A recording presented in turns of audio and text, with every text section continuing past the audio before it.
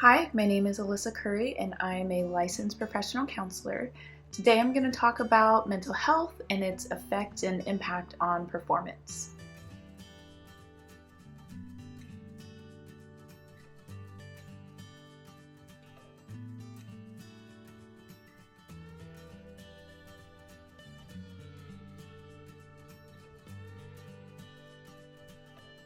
The World Health Organization defines mental health as a state of well-being in which the individual realizes his or her own capabilities, can cope with the normal stresses of life, can work productively and fruitfully, and is able to make a contribution to his or her community. Mental health is not just about the absence of mental disorders. It is the overall state of well-being. Mental health is a vital aspect of functioning, and it has a significant impact on performance.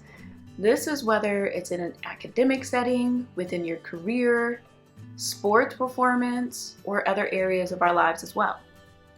Treating your health without considering your mental health can be detrimental. Mental health can be the difference between success and failure. So why does it continue to be ignored? In quite a few settings, mental health and one's well-being is addressed as an aftermath of an incident or concern, rather than as a preventative measure.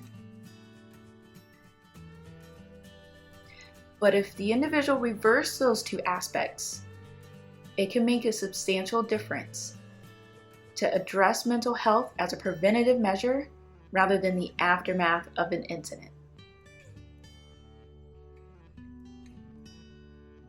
The following are a few examples that more so demonstrate the impact of mental health in addressing it as a preventative measure. So, consider an individual recognizing that they often become stressed when experiencing a significant change. These changes can include enrolling in college, joining a sports team, moving to a new state or away from home for the first time, having a child, starting a new job, or moving in with a significant other.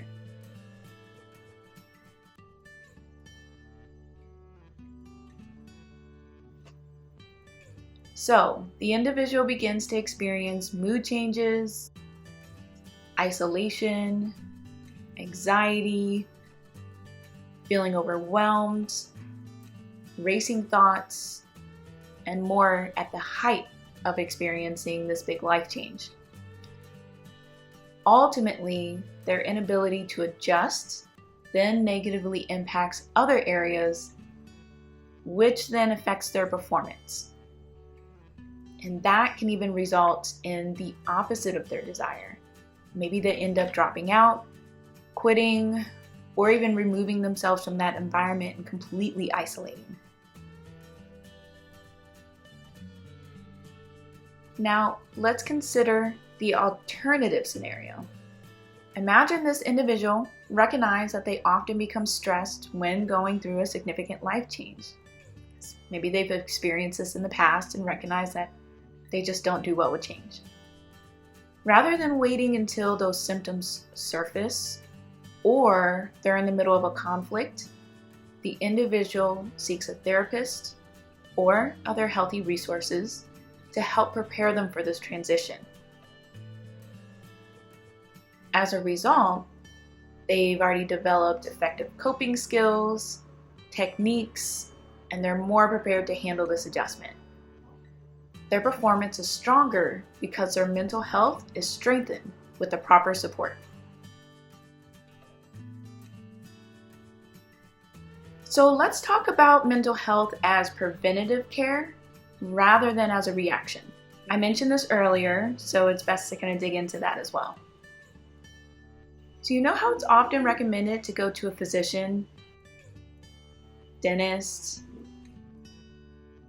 vision care, OBGYN, It's to get ahead of any issue.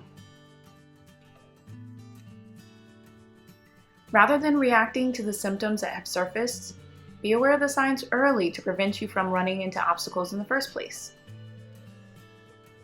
Do you ever notice how jobs have a quarterly review or team meetings to check up on progress? Well, instead of evaluating your performance at work, you're evaluating your state of mind.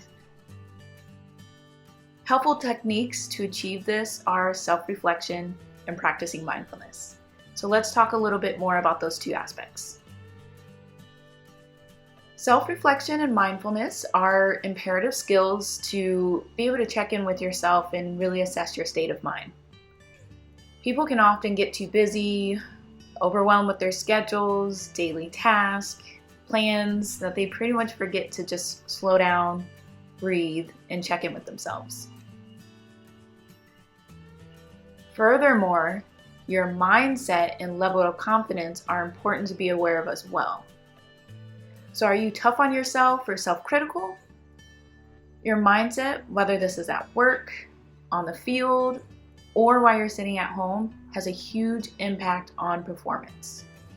If you don't believe in yourself, how can you possibly be effective to reach your full potential? Have you ever noticed yourself saying, "I just don't feel like myself"? Well, this could be the first sign that you need to address the issue head on. There are other warning signs and symptoms to be cognizant of as well. So let's go through some of those.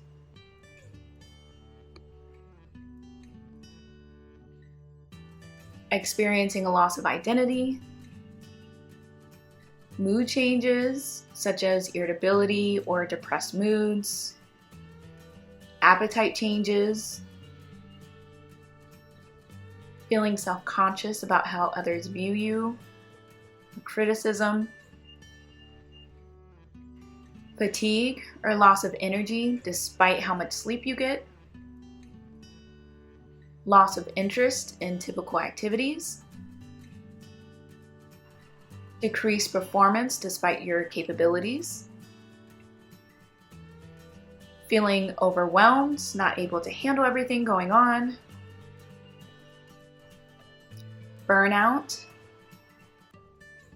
overthinking or racing thoughts, isolation from others, not wanting to hang out with friends, which is not typical for you, anxiety, panic attacks, feeling out of control. If you are experiencing symptoms that are atypical for you, it is time to take action prior to the symptoms becoming more severe. So I recognize that taking that first step can be challenging. I often hear that lack of time is one of the main reasons why someone doesn't seek resources for mental health. However, this is about longevity. You may be able to maintain things for a bit, but at some point, you really don't want to risk losing your effectiveness, your concentration, motivation or drive, energy, and then you're no longer suitable for optimal performance. So let's talk about a few tips to manage mental health. I'll walk you through 5 tips to navigate some of the challenges and improve your mental health, but of course, there's a lot more other things that we can do as well. 1 is setting goals rather than setting expectations. Expectations have no boundaries, no limits, but with goals, you can recognize if you're making progress, if you're achieving what you want to achieve. Expectations are more of a dangerous place to go rather than being effective or useful. 2, have moments to yourself to breathe and regroup, no matter how small they are. Focusing on your mental health is practicing self-care. Maybe breathing to you looks like going on a walk, taking a drive, going and grabbing ice cream. It's just sometimes you need a break. 3, know your limits and maintain your boundaries. It's okay to say no, even when something's overwhelming or just too much to take on. So be aware of those as well. 4, routines can help you get back on track, but be careful not to go to extremes. Sometimes you can be so rigid that you really are missing the mark.